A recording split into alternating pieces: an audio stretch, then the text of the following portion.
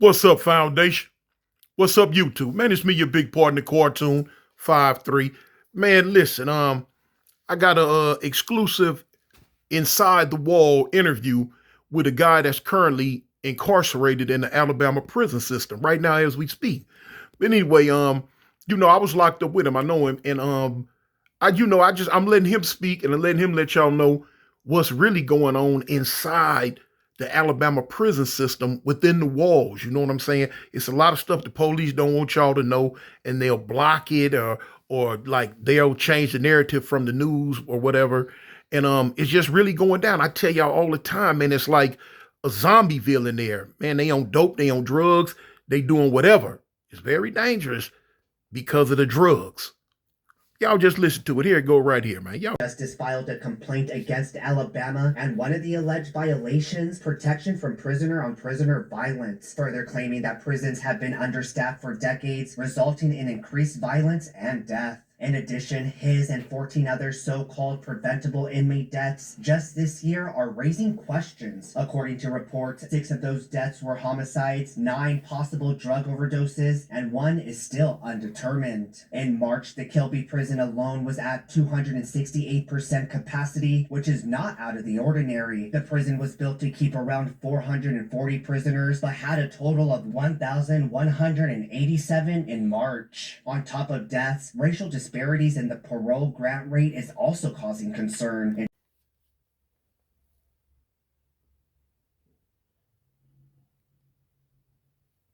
Foundation. What's up, YouTube? Man, it's me, your big partner, Cartoon 5-3. And I'm coming with you live with an exclusive interview from a young man that has been incarcerated in the Alabama prison system for how many years? 28. For 28 years. He was incarcerated with me, so we was both there together. And we gonna get a little insight. It's a lot of people been asking me about, Toon, man, speak on the Alabama system, speak on the Alabama system, and which I do, but they want to know some things that's going on inside of it.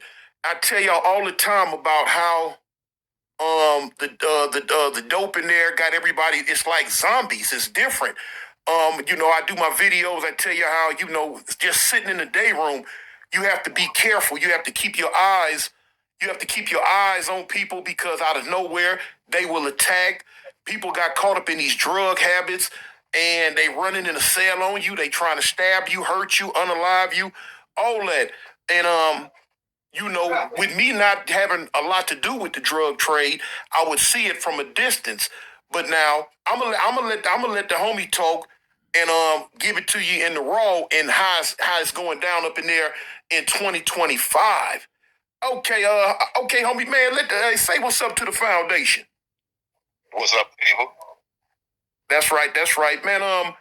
Man, a lot of people want to know, man. Is it very detrimental in there because of the drugs nowadays? And you got to keep your head on a swivel. Very much so. That's why a lot of us get PTSD because you got to always be aware of your surroundings. I've seen guys lose their lives because somebody else wigged out on drugs, not because they were on drugs. Right. So at this point in time, what's the drug of choice in there? Right now, we have an assortment. We have fentanyl, which is has been a favorite for a while, and we have the flocka, and we have ice. Those are the drug of choice. No, but a majority of guys would prefer to smoke marijuana, but because they're scared of being caught with this test, so some of them show and your phone breaking up. Your phone's breaking up. Okay. Is that better? Yeah, I can hear you now.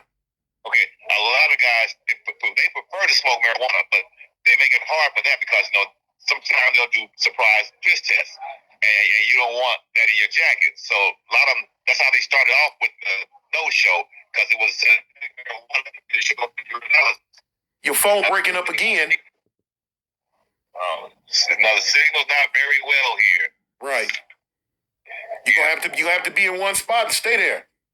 Okay, well, I'm gonna move around the way I gotta the way you. Okay. Okay. No good. That's no good. It's no good. It's not coming through. Okay, it's gonna come through now. Go to the back. You can hear me better. Okay. Okay. This should be better now. Yeah, that's better. Yeah. Yeah, the drug of choice for most of the guys that are incarcerated is marijuana, but they're putting so much restrictions on, that now that they don't want to get caught up in urinalysis.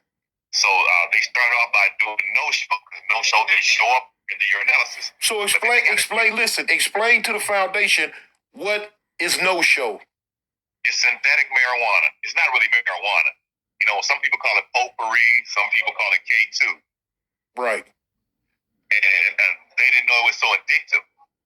But they start off by smoking that, and then they go straight to what they call blocker, which is the derivative of it, the purest form of it. And that's even worse. I feel it's even worse than heroin was. Well, let me ask you this. Before I left, you know what I'm saying, they had started on the K2, or what some people call spice. Right. But now, that was what had them fools flipping and tripping out, wasn't it? Yes, that's it. Yeah, they was going cuckoo for Cocoa Puffs. I'm talking about flipping all the way out. So now the drugs that they doing now is worse than that? Basically, I must be honest with you, it was real bad when it was doing that spice and K2, basically the same thing, because you get the same reaction. Right. Some people say it's a difference between Flocka and spice and K2, but at the end of the day, you gonna flip and flop the same way you do on one like you do the other. So are people losing their lives in there on the fentanyl and these new drugs? Oh man, people are dropping dead on that fentanyl left and right. If you can, say unalived. Oh yeah. They're unaliving you. You're unaliving yourself on that fentanyl. Right. We just had a homeboy, a guy that we did time. He just died, just unalived on fentanyl just recently. Wow. And it's happening around the system on a regular? Yes, it is. And it's super duper abundant. Yes, it is. I'm saying, what's the status on dudes attacking each other or attacking the police or tripping out, wigging out? What's going on in there? See, now, the fentanyl is so addictive that a lot of times if they don't get it, they'll do whatever they can to get it. They will rob, they will unalive you, they will steal, they will do anything to get it. So from what I hear, dudes are so strung out on dope nowadays, if you got a beef with a dude, you could just put some drugs on his head and they coming to see about him. Oh, yes. It ain't got to be that much, because it's so addictive. If they don't get these drugs, they get sick. And they don't want to get sick. So they'll do it for a little less than nothing, as long as they can get that drug. So you could just be walking and somebody could just bust your head for no reason. You don't even know what's coming at you because somebody sent them on you. This is true. Wow. It's going down. So, even before I left, it had got to the point dang near where, they was able to put a ticket on the police head and it was going down. Oh, yeah.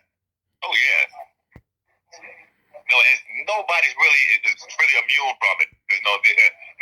They tried to stab the warden up at Holman once upon a time. Right. That's right. So, are the police scared in there, or are they just doing their everyday job, just trying to stay out inmates' way, or how's it going? It's got so lax in the system. Back in the day when we were doing time together, we had stuff that we had to worry about, like surprise shakedowns, things of that sort. It got so shorthanded that nobody want these jobs that they can't even do that no more. Police don't even want to come to work. They really don't. Man. So would you say nowadays time is harder to do time than it was back then? What makes it hard is the inmate. they make your time hard. The jail has gotten so sweet compared to any place else in the system, because Alabama prison system is one of the sweetest systems in the country, to be honest. But the inmates are making it so hard, and now they're starting to apply pressure. And by them applying pressure, they're fencing up the camps. They're locking us in. They're taking away like our yard. They're taking away, like I said, we used to be able, you can spend like $300 on a store. Now it's spending $75 on a store. What? Wait a minute. Hold on. You can't spend but $75 at the store now? 75 to 100. Some camps 75, and other camps just 100. That's all you can spend. What? That's buying that store. Oh, I didn't know that, man. They creating a horrible situation because dudes can't can't pay them debts if all they can spend is $75 now. Yes, this is true. Here's the thing, all right? The Alabama prison system, their officials, they don't talk to the inmates to find out what the problem is. They sit there in their office in Montgomery, and they'll formulate a plan to kind of deal with whatever the situation is. They don't talk to us because they're like, if you have a problem, we sit down, we can talk and work our way through these problems, and we come up with a solution for it. I can't ask your neighbor how to fix the problem. No, me and you have to do this. Alabama prison system, the officials, they don't do that. They don't talk to us. Right. So, I mean, I know I've spoken to other people that are locked up around the Alabama system, and they speaking on how they put these cell phone blockers up. I know some prisons that the cell phone has almost become obsolete because they got blockers and stuff up now. Is that becoming a big situation in there? Not at this particular prison, but eventually it will, because they're talking about doing it all over the system.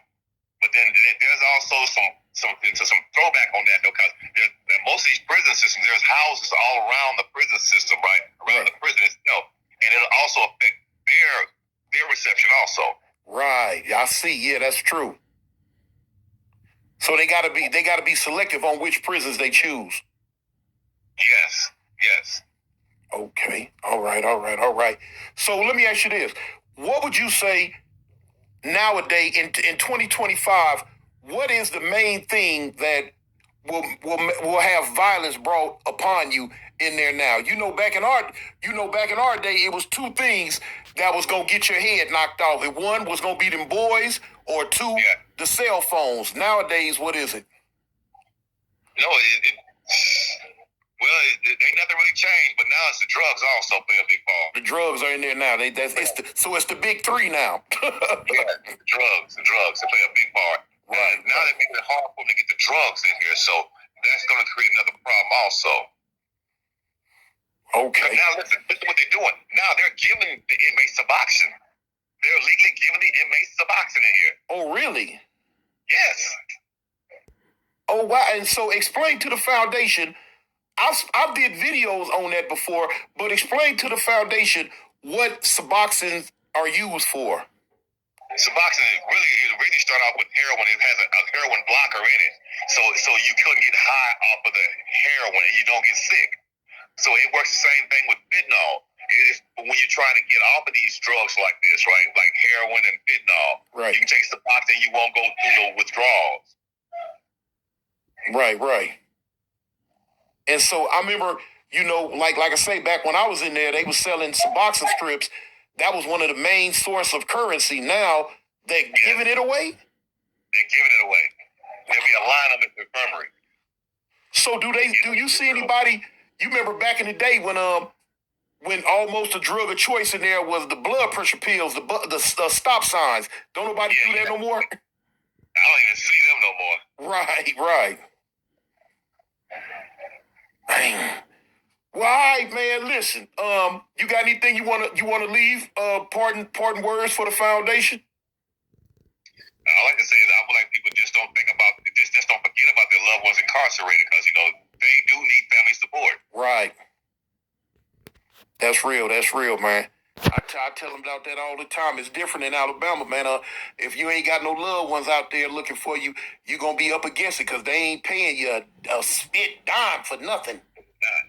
This is different in the California system, different than the Midwest system or the up north system. Here, the slave labor is in full effect in they got really they got well, if you ain't slave labor, they just got you sitting around just wasting your life. Right. Sitting there looking, just looking, man.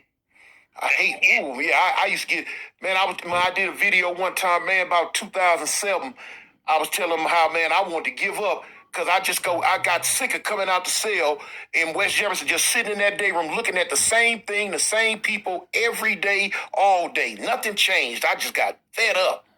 Here's the thing, though, right?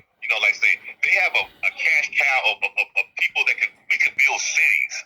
There's nothing that they got enough people in this prison system. They could build cities if they was given a wage, a livable wage. They ain't gotta be given no whole hell of a lot of money, but something they can be utilizing all this workforce to do something positive. So when they get out, which they're gonna get out anyway, they got something they can cling to, and they got something where they can get the streets running.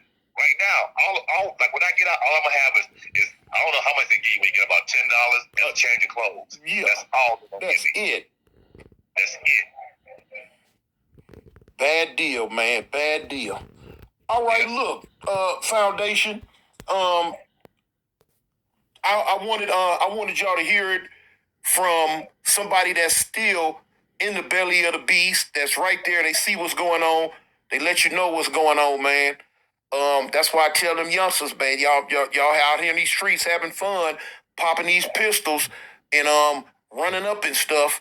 Hey, when they get you, when them white folks get you back behind them gates and them walls, and don't cry for mama. Do not cry for mama. Don't cry for mama when you think because you ain't got that gun no more, and they taking your stove from you, and they looking to take more than that from you. Don't cry for mama. All right, homie, man. I'm finna get up out of here, man. All right, homie. It was man. Thanks for the insight, man. We out of here, Foundation. Okay, y'all, that was it right there. Y'all heard him. Hey, man, you youngsters out there, man, that's going crazy, y'all need to stop, because I tell you, prison like Motel 6, man, it's going to leave a light on for you. They waiting. And you not going to beat the cement and steel. It's going to beat you in the end, man. So just stop now. In the meantime, between time, man, I'm your big partner, man. I'm out.